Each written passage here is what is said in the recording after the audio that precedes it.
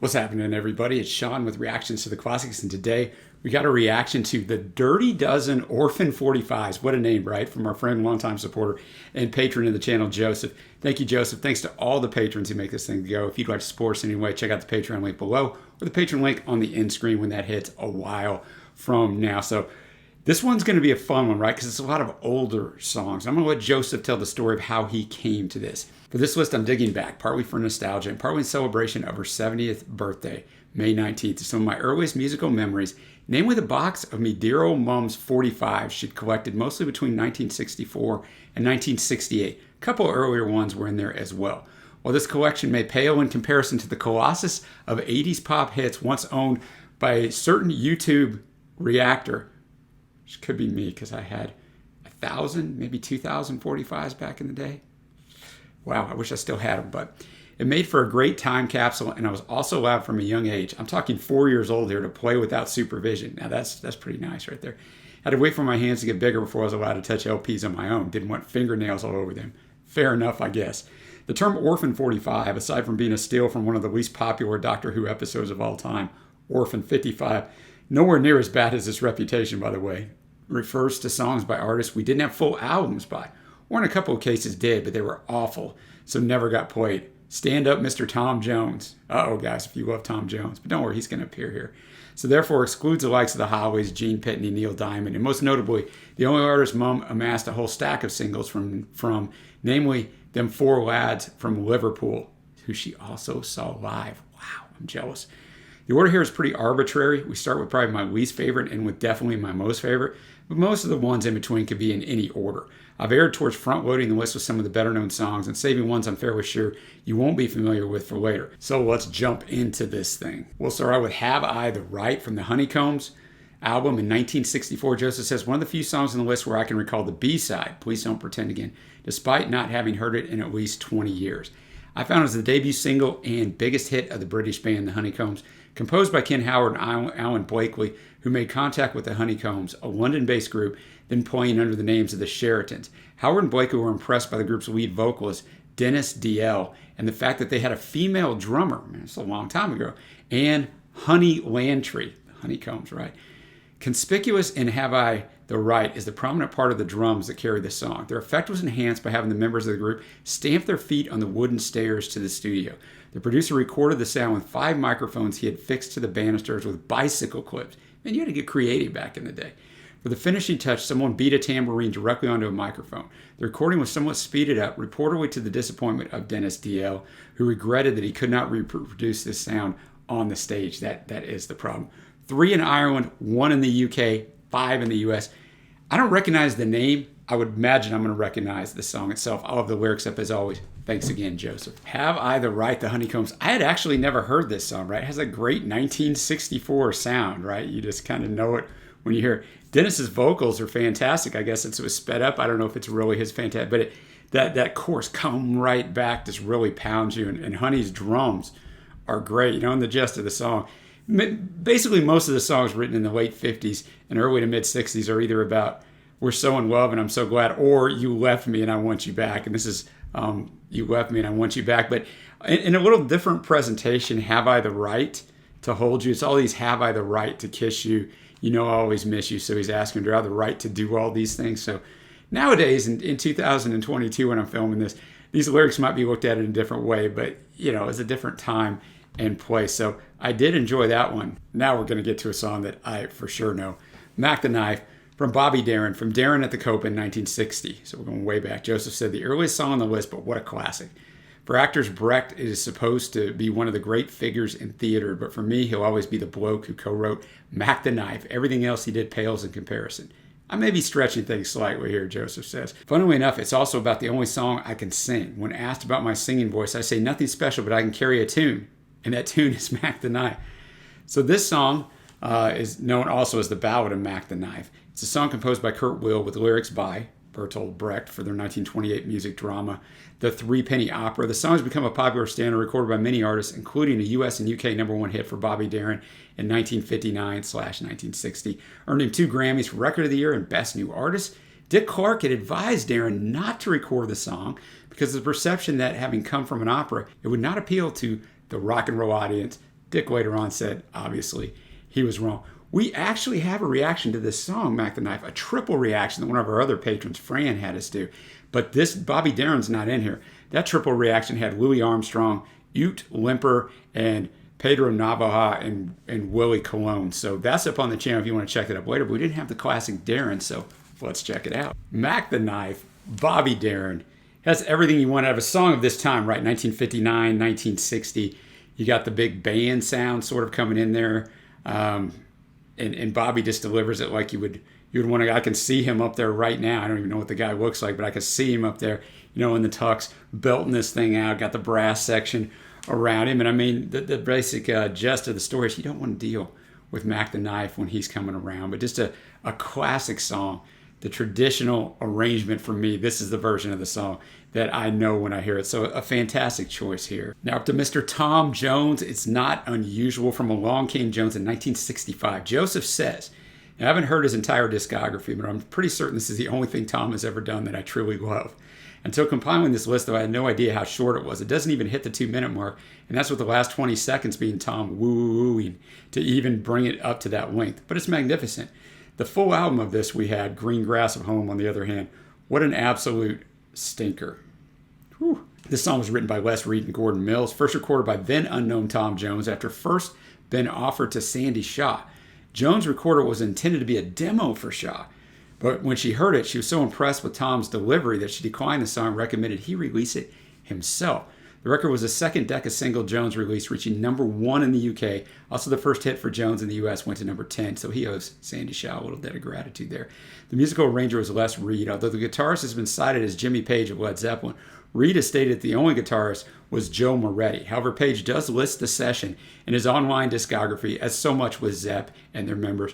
Who the heck knows? I know this song very well. I don't know very many Tom Jones' songs, so I do know this one. All those oh, whoa, whoas on there. I mean, this song is just great. It just is, man. I didn't ever know what it was about, right? I've never read the lyrics really.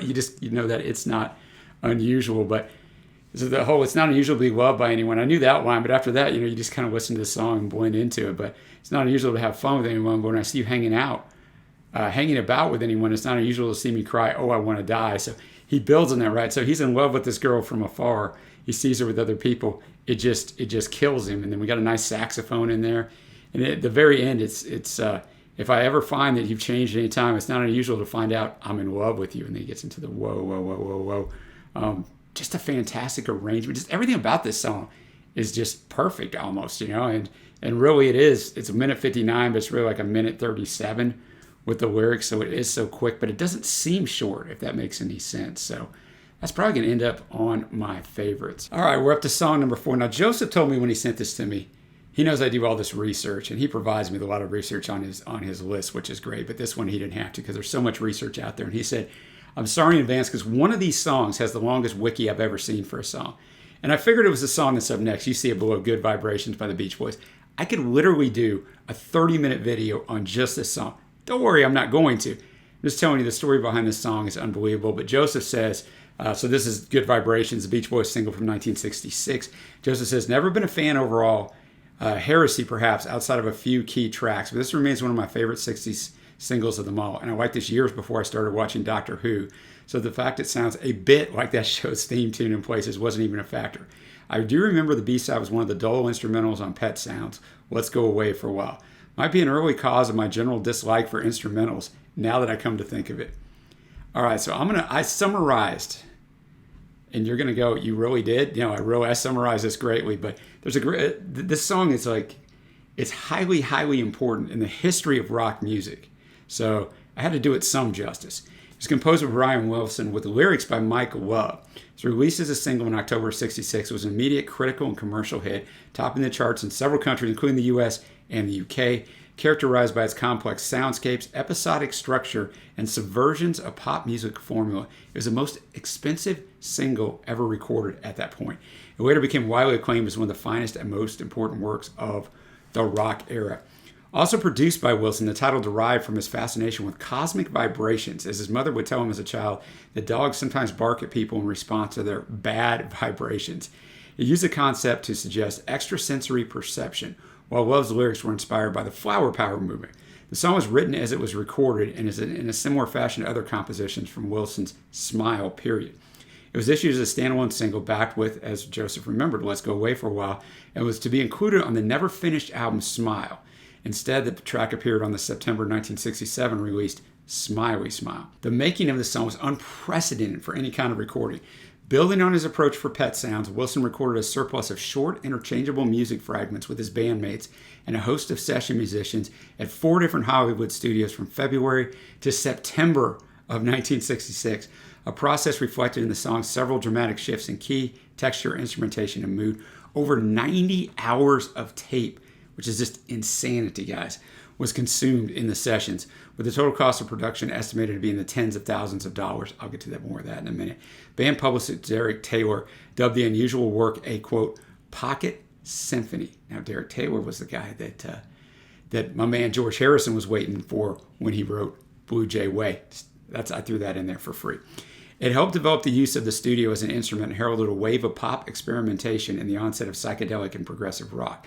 The track featured a novel mix of instruments, including jaw harp and electro-theremin. And although the latter is not a true theremin, the song's success led to a renewed interest in sales of theremins and synthesizers. I could go into like 5 minutes on that. There's a huge write-up on how that affected it. It received a Grammy nomination for Best Vocal Group Performance in 1966, inducted into the Grammy Hall of Fame in 1994. It's voted number 1 in Mojo's Top 100 Records of All Time, 6 in Rolling Stone's 500 Greatest Songs of All Time. In later years, it was cited as a forerunner to the Beatles' A Day in the Life in 1967, and of course Queen's Bohemian Rhapsody in 1975.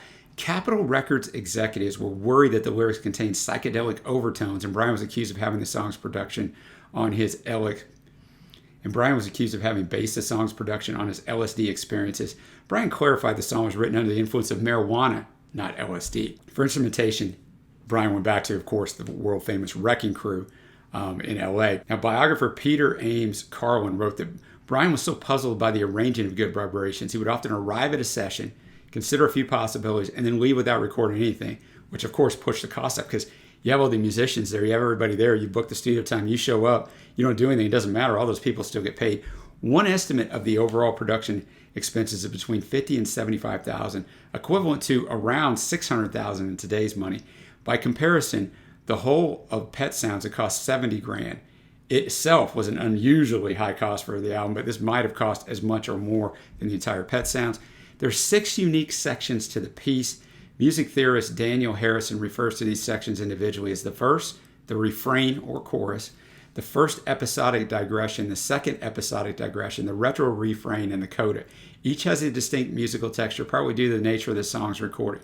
The track's instrumentation changes radically from section to section. Virtually every pop music critic recognizes this song as one of the most important compositions and recordings of the entire rock era. So, yes, that was a lot of that's probably more research than all the other 11 songs combined, but I know this song well. I had no idea, you just listen to it and vibe to it, that it's like this important, has this much complication to it. Let's check it out. Wow, what a song. I've never listened to it analytically like this, right? I know the song, and I mainly just know the chorus, right? I don't know how many times I've actually heard the whole song all the way through. You just pay attention to the chorus. I didn't really pay attention, at least in my past, before we started this channel, I really started analyzing music of just how fantastic it is with all the key changes and the arrangement. You can hear it all in there now that you know the story, that they're at all these studios and all these different sessions. The lyrics, it works because of the harmonizing, obviously the fantastic Beach Boys, huh? Good vibration. He sees this girl across the way, he's feeling the good vibrations from her. He must keep that up, right? And that good vibration. So it's not really about the lyrics, although they're obviously important because it makes a song catchy, but just the layering and the instrumentation of all of this is just, the arrangement is fantastic. It's nothing you could ever really recreate on stage, right? Obviously, because there's so much of this stuff going on. So it does somewhat mirror some of the Beatles stuff that they did, right? Once they went, especially with Peppers, but some other stuff as well. So, wow, what a song, what a great choice. Now up to number 5 on the Dirty Dozen, Spanish Harlem from Ben E. King from the Spanish Harlem album in 1960. Joseph says, King's Stand By Me gets all the love, which, golly, man, that song's an all-time great. But I've always had a soft spot for this one. Must be the marimba that does it for me. This was recorded by Ben E. King in 1960 for Atco Records, written by Jerry Lieber and Phil Spector, and produced by Lieber and Mike Stoller. Originally released as the B-side of First Taste of Love, it was King's first hit away from the Drifters, a group that he had led for several years. Went to 10 in the U.S. I'm sure I probably know this song, but Not off the top of my head. I can see what Joseph's saying about the marimba. I mean, I think I've heard this song before just because I recognize the marimba in there, but I don't know this song very well. This is a fantastically done song. Once again, you know, that 1960 sound, not 60s, but 60. You got more of that true classic sound in there. Ben obviously had a fantastic voice. And it's about a girl, right? I mean, Spanish Harlem. He's talking about the rose in Spanish Harlem. It's this girl who he thinks is extraordinary. She's beautiful. He's going to win her love. And that's kind of what the song's about. You know, it's got the little brass section. It's got the 1960 just spin to it. And I really did enjoy that one. Now up to number 6. As we come up to this halfway point, we got a song I definitely know. I Fought the Law, the Bobby Fuller 4 from the I Fought the Law album in 1965. Joseph says, the Clash version is probably better known these days. It is. And Bobby's tragic story is barely remembered. I certainly wasn't aware of either when I was first spinning this. I found I Fought the Law is a song written by Sonny Curtis of the Crickets and popularized by this cover. Coming a top 10 hit for the band in 1966. The Clash did theirs in 1979. It fit the Clash too, right, with the image that they had. After enjoying regional success in Texas, Bobby Fuller and his band decided to switch to a major label, Delphi Records, under Mustang Records, and then became known as the Bobby Fuller 4. While producing minor hits, they broke the national top 10 when they re-recorded this song, with Bobby on vocals and guitars, Randy Fuller on backing vocals, bass, Jim Reese on backing vocals and guitar, and Dwayne Curico on drums. Just 6 months after the song made its first appearance on the Billboard Top 100 chart, Fuller was found dead from asphyxiation in his mother's car in a parking lot near his Los Angeles apartment. The police declared the death an apparent suicide. The others believed that he was murdered. I wanted to dig into that, man. When I saw that, I'm like, what? What's going on? But I refrained. But at some point, I'm going to have to dig in and go, like, why did they think he was murdered? Let's check it out. I Fought the Law, a true classic, right? I mean, wow. So it's just written from the perspective of a guy that's in prison. That's what it starts out as, breaking rocks. He fought the law. Well, when he's in prison for armed robbery, so he kind of runs stuff down.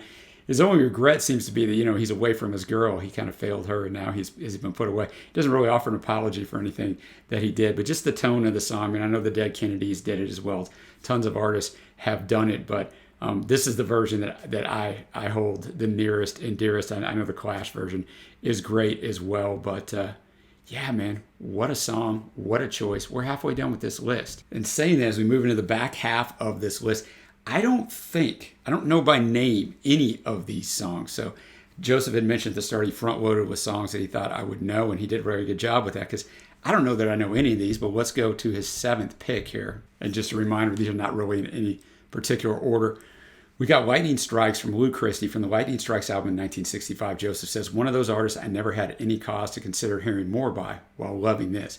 That said, it's the one track on here I'm not sure I'd go wild for if hearing it for the first time myself today. It sounds a bit too Frankie Valli-ish to me, but that's the power of nostalgia. All I found was written by Lou Christie and Twyla Herbert and recorded by Christie on the MGM label. It was a hit in 1966, one in the US and Canada, 11 in the UK. Lou Christie hitting that Barry Gibb type of just falsetto there. You know, you could have convinced me this song was like 1960, 1961, not 1966, just in the style it is. I didn't mind it. It's probably my least favorite on here, but it's not bad at all. He's basically just telling this girl that he's professing his desire for her, right? And if you read the lyrics nowadays, a little bit of it's like, this guy being a little bit pushy, a little bit demanding. He might get himself in trouble nowadays, but he's just telling her, you know, he's even telling her that, you know, there's a chapel around the Pines there they could get married and spend the rest of their life together. But every time he's around, he feels that lightning striking again because he wants her. So, like I said it during the reaction, I don't know. I mean, it seems like I know that chorus part, but none of the rest of it seemed familiar. And maybe just that high falsetto just reminded me of my man Barry Gibb a little bit. I don't know. Now we'll go on to song number 8, To Whom It Concerns by Chris Andrews. Joseph said, Chris seems to have remade this one a bunch of times over the years. His earlier bigger hit with a similar upbeat horn-backed arrangement, Yesterday Man, was still getting play in New Zealand in the 80s, where Joseph grew up. But I never heard this one outside of the 45. I also like the B-side of this, the slower paced, It's All Up to You Now. That said, Andrews' vocal style is a bit of an acquired taste, and I don't think I'd easily sit through a full album of it. Okay, he set the table for me. All I found is that Chris is an English-German singer-songwriter whose musical career started in the late 50s. That's all there was on this. To Whom It Concerns, Chris Andrews. One of those love songs, too. He's just saying for his girl that, just to let everybody know, All you see is love. To whom it concerns, all you see, that's whom in concerns. You can't help it. You like it feeling this way. You want to be loved every day. And so, one other part says you can't sleep at night because love is on your mind.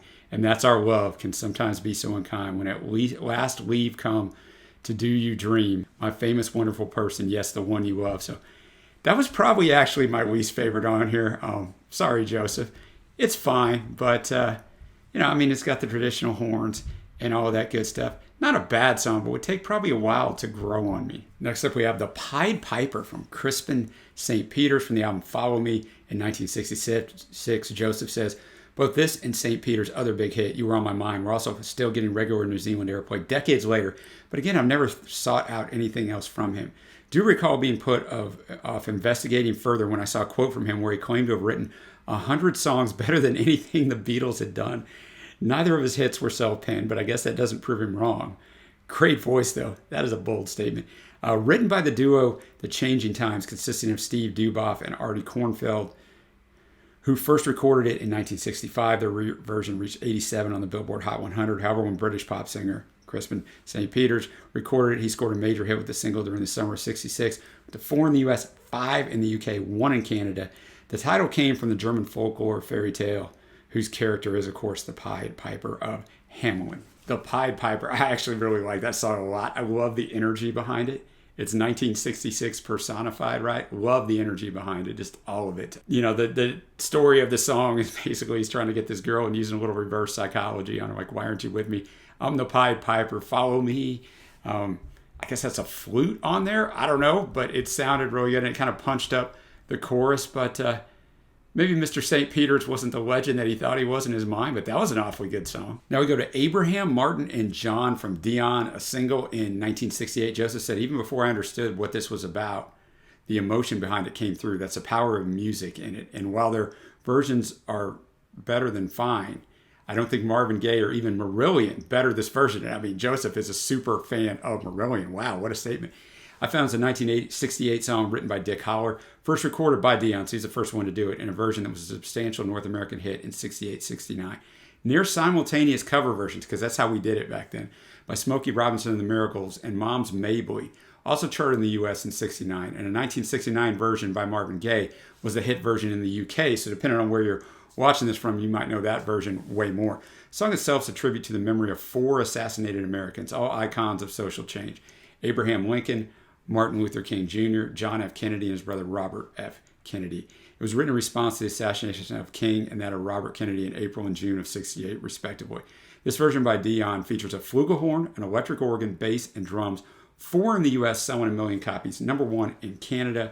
Personnel on the original recording, including Vinnie Bell and Ralph Cassell on guitar, Nick DeCaro on organ, David Robinson on drums, Gloria Agostini on harp, and George Marge on oboe and English horn. We got it all. There you go. Abraham, Martin, and John. And you really feel the varied instrumentation here, and it works because it's not some sort of gimmicky thing. It just works with the flow of the song. And the song itself, the lyrics, I mean, yes, they're powerful, but they're just all repetitive, right? It works because anybody here see My Old Friend, and it was Abraham, John, Martin, and Bobby, right? That line changes through the 4 verses, but the rest of it's the same. Can you tell me where he's gone? He freed a lot of people, but it seems the good, they die young. I just looked around and he's gone. And that's basically the song. They have a bridge in there, but it works just perfectly, man. And I think it's kind of a commentary of when people start doing things that other people get scared of, right? The majority who's in power, they will do anything to shut those people up, whether they're the majority in power or the majority that has the money. Unfortunately, all these years later, that hasn't changed. People aren't getting assassinated quite with the same frequency, but their lives are in danger at all times. And just a powerful song that I've never heard, ironically enough. I'm surprised I haven't heard this in a movie or something. Well, we got 2 songs left. After the Lights Go Out, the Walker Brothers, a single in 1966. Joseph says a rarity on this list. A B-side that I prefer over the A-side. The A-side was The Sun Ain't Gonna Shine Anymore. Hardly a dud, though, Joseph says. For some reason, I thought this was an original, but it seems it was written by Jon Stewart, best known as the director of Daydream Believer. I couldn't find any research on this, probably because it's a B-side. We've got some couple Scott Walker things up on the channel, but never heard really much by the Walker Brothers. After the Lights Go Out, the Walker Brothers, they set the tone real nicely here. They build the song first verse, he kind of just talking about everything that's going on around him, right? He's describing everything. And then the chorus, after the lights go out, what will I do after the lights go out, facing the night without you? So you realize now that he's setting the stage, like he's looking around, and his life's all the same except that his girl is gone, right? So he doesn't really know how he's going to get through all these mundane things of life that he probably never noticed before. Now they're just amplified, right? Because he's got nothing else to do but sit there and miss his girl. So that's kind of what it's about. I like the arrangement of the song. A lot of instrumentation on there that I thought worked well, especially for of the time. I don't look for her. I find her in the shadow of my mind, for she's just a girl whose memory will be wiped away with time any second now. So he's telling himself, I'm going to get over this quickly, but he knows that's probably not going to be the case. So nice choice there. Now we are to the last choice on Joseph's Dirty Dozen Orphan 45s, and a song that he said was his favorite on here. A song I've never heard of, an artist I've never heard of. You see Eloise by Barry Ryan, from Barry Ryan Sings Paul Ryan in 1968. Joseph says, now I'll be honest, I'm not sure what you'll make of this one. I love it, but if it didn't directly inspire Jim Steinman, despite barely charting in the U.S., I'd be shocked. That's all I'll say. I'm a little hit and miss on Jim. Rest in peace, Jim. I found it was sung by Barry Ryan and written by his twin brother, Paul Ryan. It sold 3 million copies worldwide, 2 in the UK, topped the charts in 17 countries, including Italy, the Netherlands, and Australia. After not being able to cope with the success of some of his hits as a duo with Barry, Paul decided to step away from the limelight and concentrate on songwriting. Eloise was the second song he wrote. It was influenced by Richard Harris's arrangement of MacArthur Park after listening to a rough mix of it at Harris's house. After listening to it, Paul locked himself away and wrote Eloise in 3 days. The session musicians included Jimmy Page and John Paul Jones, both, of course, who went on to form Led Zeppelin, and Glenn Ross Campbell. According to Barry Ryan, the record influenced Freddie Mercury of Queen. He said in a 2017 interview, I remember reading Freddie's memoirs. He was influenced by it. He really, really liked it, and also he used it as an argument to release Bohemian Rhapsody because his record company didn't want to release it, but he said that Barry Ryan had a big 5.5-minute hit, so why can't we do it too? This is 5 minutes, 45 seconds, by far the longest song on here because, yes, they did not make songs this long back then. Let's check it out. Eloise, Barry Ryan. You know, Joseph, the patron that brought this list, is a very smart guy about music. I mean, he's a very smart guy in general. He's a very smart guy about music, but I think his take that this probably inspired the great Jim Steinman is one of his best takes ever because absolutely, man, I could have heard another guy that we lost too soon, Meatloaf. I could hear him just bang this out right now. So I liked it okay. I think that Joseph had the inclination that I may not like it a lot, and his inclination and assumption was probably well-founded, but it was fine. I mean, I get it. I definitely different for that time. You know, it's still the standard. Like most of these songs have the same theme of, you know, the girl is gone and he wants her. He's done everything to get her, and you know, he's been on his knees praying, and he just wants her. And there's a lot of nice tempo changes. I will say that, you know, and it needs to for 5 minutes 45 seconds, so that works.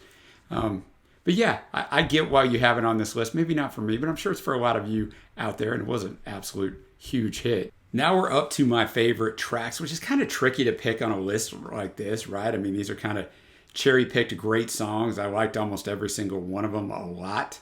So honorable mentions, I guess I'm going to go with The Pied Piper by Crispian St. Peter's. It's Not Unusual by Tom Jones.